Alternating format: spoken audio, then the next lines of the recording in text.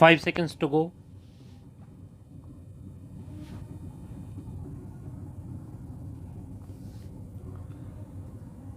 Start. We enacted a legislation in 2005 and that bill was piloted by the then External Affairs Minister Shri Natwar Singh. That original act now has to be amended through this bill.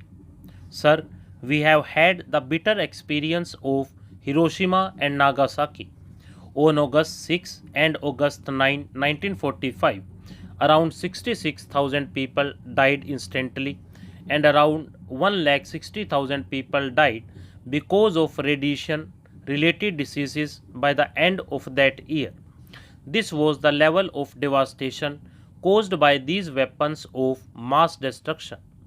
That is why, in my opening remarks itself, I have stated that these weapons are against international peace and security. Under these circumstances, the disarmament policy of the Government of India has to be highlighted at all the international forums.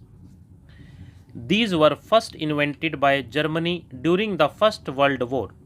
Weapons like poison gas and pressurized tanks, which spread deadly toxins over the battlefield, were used by Germany for the first time. Such weapons killed and wounded thousands of people during the First World War. All these bitter experiences convinced the United Nations to incorporate and adopt this resolution of 1540 in the United Security Council on 28th April 2004 in Chapter 7. It is still in existence and India is a strong votary of the disarmament policy. Our policy is also very specific with regard to CTBT and NPT. We have to protect and safeguard the interests of the country, and at the same time, we will not use this weapon at first. Such a policy had been framed and is in place since independence. Just a while ago, Shri Bashir Sahib said, "We have to salute our forefathers for devising consistent policies in respect of nuclear disarmament." Sir, coming to the provisions of this amending bill, I would like to seek a few clarifications from the External Affairs Minister. This is meant to stop financing for proliferation as well as its delivery. Now here it says, if any person may include a company, and the definition of a company is according to section 20 of the original act. So it is very clear. Section 20 says a company includes a group of individuals also. There is no fault in the definition and there is also no harm in using the phrase if any person. I agree with it. My reservation is this. I would like know whether the provisions of the original act were not sufficient to deal with this subject also. I would like quote section 15 of the original act. It says, punishment for aiding non-state actor or terrorist, any person who with an intent to aid any non-state actor or terrorist contravenes the provisions of section 9 of this act shall be punishable with imprisonment for a term which shall not be less than 5 years but which may extend to imprisonment for life and also be liable to fine. Any person with an intent to aid here means with an intent to finance. So financing would then mean and include involvement in proliferation and delivery of the weapons of mass destruction and will come within the purview of section 15 of the act. This is an amendment to the original act. My question to the Honorable Minister is whether or not the amendment is highly required or essential. There is no doubt that I fully support the amendment. Already, the existing provision in the original act itself is very clear, but there is no provision to seize the property to which I agree. Sir, let me come to section 17. It says, punishment for violation of other provisions of the Act, where any person contravenes or abets or attempts to contravene. Abets or attempts to contravene means a person or a company who is financing this proliferation of the weapons of mass destruction and their delivery also. Here, section 17 will be attracted. I would like to seek these clarifications from the Honorable Minister. Also, section 3, subclause 4 is very clear. The applicability of the Act is also very clear. There is no ambiguity in this. I am only seeking a clarification. Hence, I fully support the bill. With these words, I conclude. Sir, I would like to support the bill.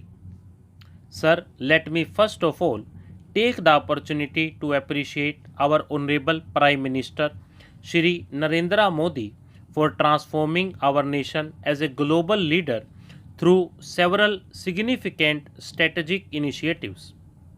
Thanks to the vision and leadership of our Honorable Prime Minister, India is now playing an active role in being a constructive contributor in the efforts to create an international order through reformed multilateralism and human-centric globalization.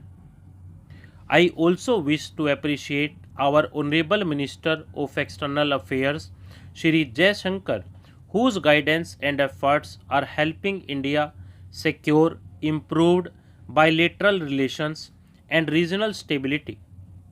Sir, the influence of online media was not that rampant in 2005 when this bill was adopted. Now, on YouTube or dark web, even a teenager can manufacture a WMD sitting at the convenience of their homes, instructed by an insane terrorist or even a hostile nation and financed by another in a different nation. The web of terror financing has expanded manifold, and it is important that we protect our nation from such insane terror or militant attacks. The United Nations Secretary General Antonio Guterres in April 2020 had warned that the pandemic has revived the specter of bioterrorism.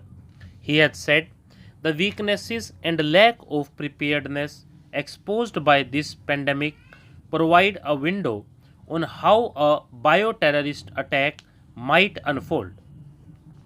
Preparation is the key.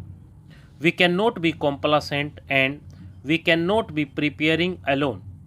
Misuse of WMD leading to incidents like bioterrorism is a global issue. India, under the leadership of Prime Minister Shri Narendra Modi, certainly has reasons to be proud of its achievements. However, in the regional context, India's pride, unfortunately, is also neighbors' envy. In 2008, when the UPA government was in power, we saw a massive and coordinated terror attack in Mumbai. This was not an attack carried at the borders. This happened well within our boundaries at the heart of our commercial capital. Of course, some attackers were neutralized and some were put behind bars. But what about those who financed them? Should we believe that they came within our boundaries without the support of insiders? It means that there is a well oiled financial network functioning within our nation and across as well. I support this bill in anticipation that these terror financing networks will be wiped off from our country as well as across the borders. I suggest to the Honorable Minister that we must encourage the use of technological innovations and policies to improve our counter proliferation efforts.